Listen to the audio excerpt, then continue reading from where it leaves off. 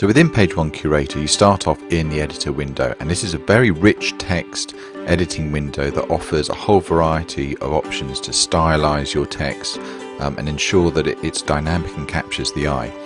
And then what you can do is set up your blogs, your complete blog empire, in the tool so that you can remotely post to any of your blogs at any one time, and all the posts that you make are also tracked so that you can keep an eye on them, and indeed you can even re-edit them from within the editor.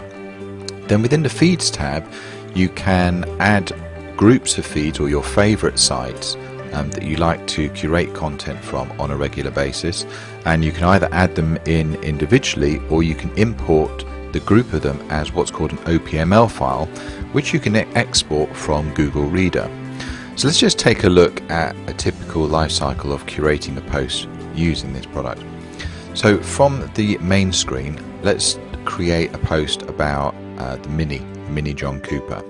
So the best way to start is using something called Keyword Explorer, and this will query all the keywords around your seed keyword in an effort for you to find the long tail keywords for each post. And you can do that by searching either using suggested keywords, this is what Google is suggesting that most people are searching on, or you can actually ask it to search alphabetically, where it will search for the whole list of all the types of keywords that stem from the one you type in here. And you can also ask it to search over Google or Amazon to find more buyer orientated words. And all you do is type in your keyword there and click on search, and straight away all your keywords come back with different volume parameters. And so what you can do then is just click on the one you want to use as the title, and perhaps a couple of other keywords that you might want to include within your post so that you have everything ready for you as you're curating. So once you've done that, you click on Use Selection, and you can see straight away that the title has already gone in there, and I'll just put a capital letter at the front, and that's already now for me to start. And the keywords that I selected as secondary, it's stored in my clipboard so that I can use them later in my article if I want to reference them in a way to orientate my post to be more keyword orientated. So next thing, let's go and get some actual content. So I can search over all my articles from my feeds, or videos, images, Twitter feeds, Google Blog Search or Google News Search. So let's start with Google Blog Search. So I'd simply type in my keyword, and it comes back with the latest posts that have been created around that keyword. So straight away I can see that there seems to be a new John Cooper Mini released, and what I can do is simply select that and drill further to look at the actual content on the web page to check that it's relevant, it's interesting, and it's a good authoritative source to use. So this seems like a good article, and then what I can do is literally highlight the whole article like that, click Insert Selected Content, and then use it, and it pastes the whole article, or the content that I've selected, into the editor. So then what I'd want to do is introduce that content, and so I'll just write some introductory content of my own. So literally I've just heard that there's a new updated version coming out that has the Grand Prix style gear shift, and then I'll reference where I got the article from. But more importantly, Curator will actually put automatically the link of where the content came from with the title keyword, and this is important for curation because you must reference the original source of the content.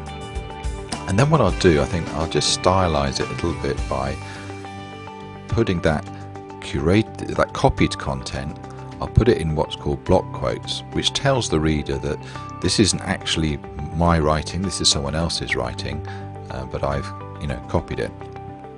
So then I've introduced my article, and what I can do then is let's liven it up with perhaps an image. So what I can do is search over images, click on search again, and I'll type in my keyword, and back come a whole load of images that are from Flickr that are correctly licensed for you to use in your posts. So this is the one I'm talking about, the Mini John Cooper, and I can literally click on that, and I can choose whether to post that into my editor using a caption, or leave out the caption but put a standard attribution reference to that image. So for example, I'll click on Use Selected Image, and you can see it's put the image in there. It's also put in the attribution, which is very important, so it tells me where I've got it from, and that link there will go back to the author or photographer of the image. So I'm correctly following all the generally accepted guidelines around curation.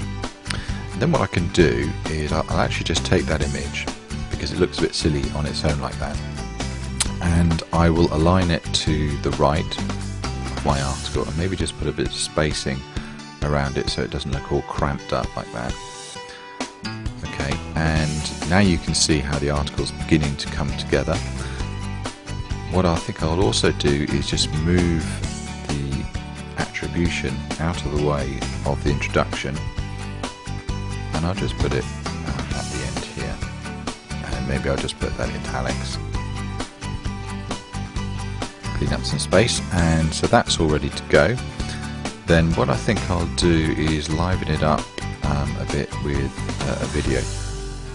So what I'll do is I'll summarize this content here, and let's go and have a look at a video. So I'll just put a closing bit here, and then I'll click search on videos, and what I can do here is I can choose to search YouTube using different sorting categories, either by view count or rating, so that I know that the ones that come at the top are most likely the most interesting ones. And first of all, what comes back is a whole variety of thumbnails, and then if you see something that looks interesting, so this is, for example, an insane attempt at human flight, I can click on it,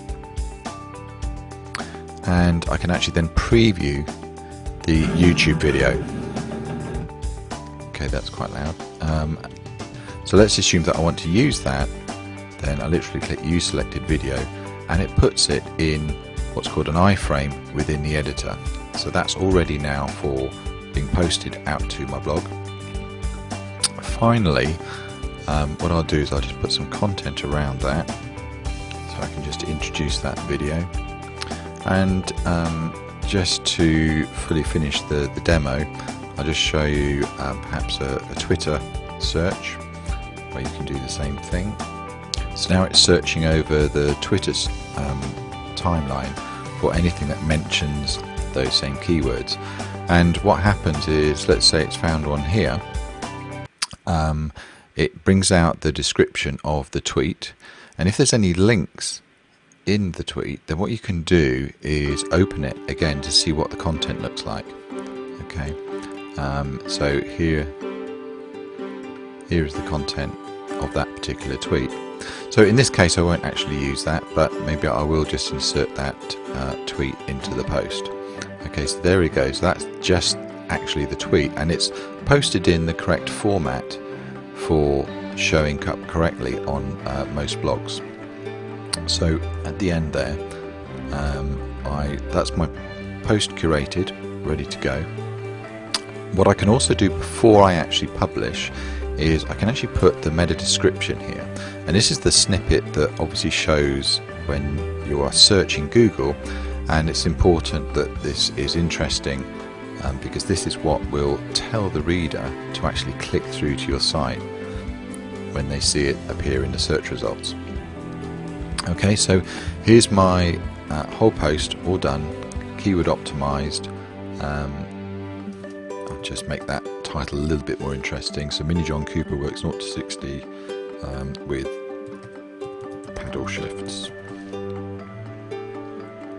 And then all I need to do then is select where I want to publish that. So I'll publish it to my secondhand minis blog, and I'll publish it into the news category, and I can literally just click publish, and off that goes. And there it is, published, and if I double click on that, then it will actually open up the blog for me. And there is my content published with the correct title, with the image nicely in there, with the correct attribution. There's my block quoted copied text, there's my summarized